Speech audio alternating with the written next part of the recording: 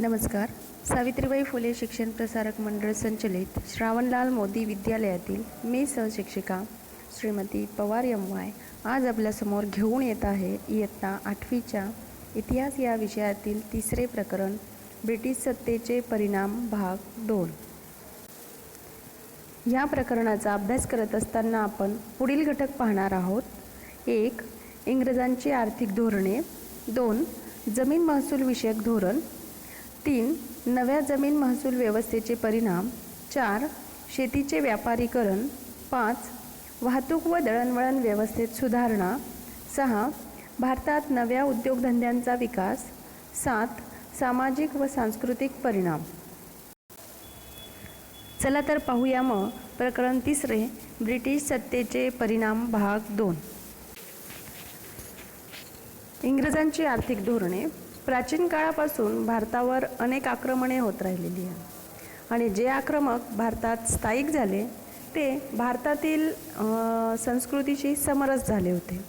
त्यांनी जरी या ठिकाणी राज्य केले तरी त्यांनी भारताच्या अर्थव्यवस्थेत काही मूलभूत असे बदल मात्र केले नव्हते. पण इंग्रजांनी मात्र या प्रकारे केले नाही. त्यांनी मात्र असे केले नाही. तर इंग्लंड हे आधुनिक राष्ट्र होते. औद्योगिक क्रांतीमुळे त्या ठिकाणी भांडवलशाही अर्थव्यवस्था रूढ झालेली होती. याच व्यवस्थेला पोषक अशी अर्थव्यवस्था त्यांनी आपल्या भारतात रुजवली. त्यामुळे इंग्लंडचा आर्थिक लाभ झाला इंग्लंडला, परंतु भारताचे मात्र आर्थिक शोषण होऊ लागलेले होते.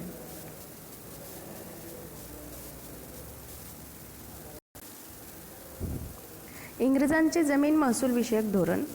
इंग्रज भारतात येण्यापूर्वीच्या काळात म्हणजे इंग्रजपूर्व काळामध्ये भारतातील अर्थव्यवस्थेचे धोरण कशा प्रकारचे होते हे एकदा आपण समजावून घेऊया. खेड्याची अर्थव्यवस्था ही स्वयंपूर्ण होती. शेती आणि अन्य उद्योग ह्यातून गावाच्या गरजा गावातच भागवल्या जात होत्या. जमीन महसूल हे राज्याचे उत्पन्नाचे प्रमुख साधन होते. पिकानुरूप शेतसारा आणि तोही धान्याच्या रूपात असत. पीक चांगले आले नाही तर शेतसारा भरण्यास सूटही मिळत असे. शेतसारा भरण्यास उशीर झाला तर जमीन काढून घेतली जात नसे. या प्रकारे इंग्रजांचे भारतात आगमन होण्यापूर्वीच्या काळात जमीन महसूल विषयक धोरण भारतामध्ये रूढ होते.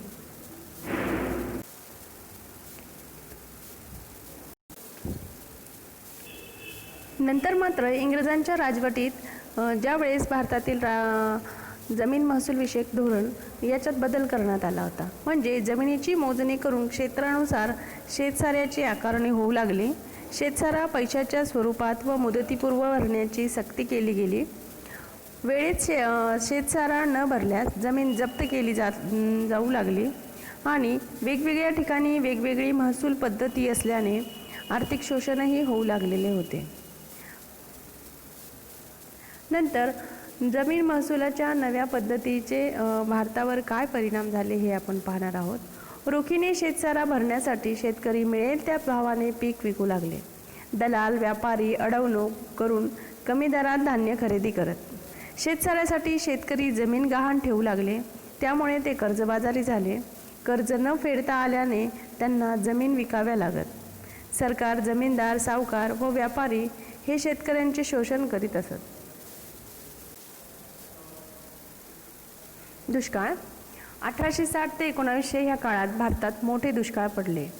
परंतु इंग्रज राज्यकर्त्यांनी दुष्काळ निवारण्यासाठी कुठलेही प्रयत्न केले नाही.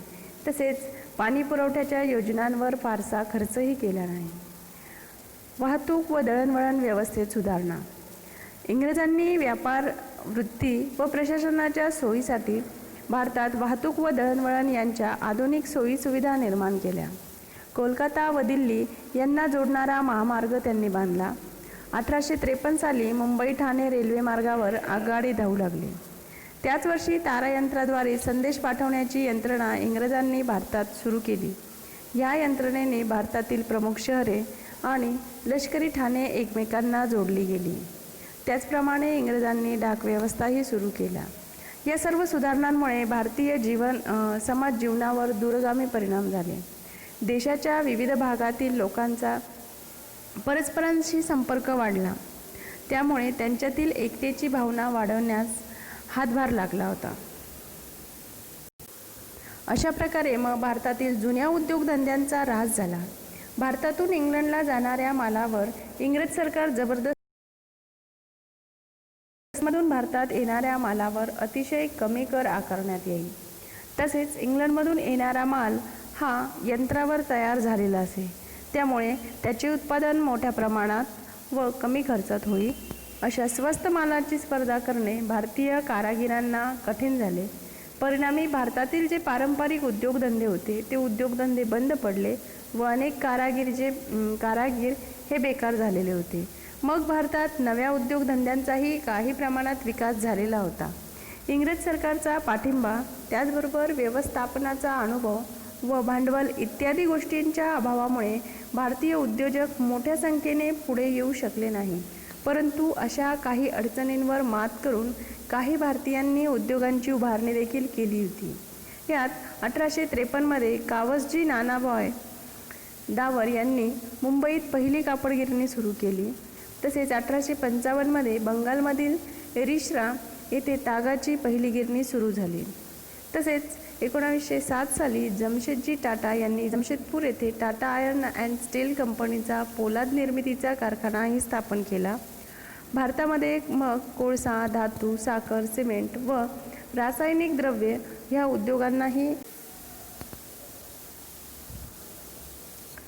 सामाजिक व सांस्कृतिक परिणाम. बघा, युरोपात मानवतावाद, उदारमतवाद, बुद्धिवाद, लोकशाही, राष्ट्रवाद इत्यादी मूल्यांचा भारतीयांवर प्रभाव पडला. भारतीय परंपरा, इतिहास, संस्कृती यांचा अभ्यास सुरू झाला. विल्यम जोन याने 1784 साली कोलकाता येथे एशियाटिक सोसायटी ऑफ बंगाल या संस्थेची स्थापना केली.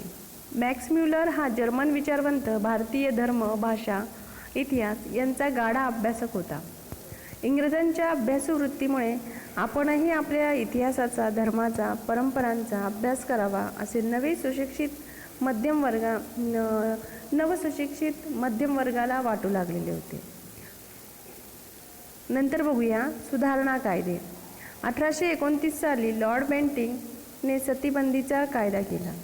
तर लॉर्ड डलहौसी याने 1856 विधवा पुनर्विवाहाला मान्यता देणारा कायदा संमत केला. नंतर शैक्षणिक सुधारणा बघूया आपण. लॉर्ड मॅकॅले यांनी 1835 भारतात इंग्रजी शिक्षण सुरू करण्याची शिफारस केली. इंग्रजी शिक्षणामुळे भारतीयांना विज्ञान, तंत्रज्ञान अवगत झाले.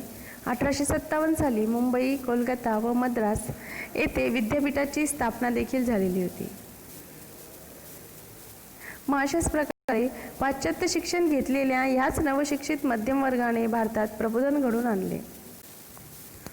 अशा प्रकारे पाश्चिमात्य जगातील ह्या परिवर्तनाचे पडसाद भारतात सुद्धा उमटणे स्वाभाविकच होते. मग इंग्रजांनी त्यांच्या प्रशासन चालवण्यासाठी भारतातील समाजाची ओळख करून घ्यायची होती त्यांना.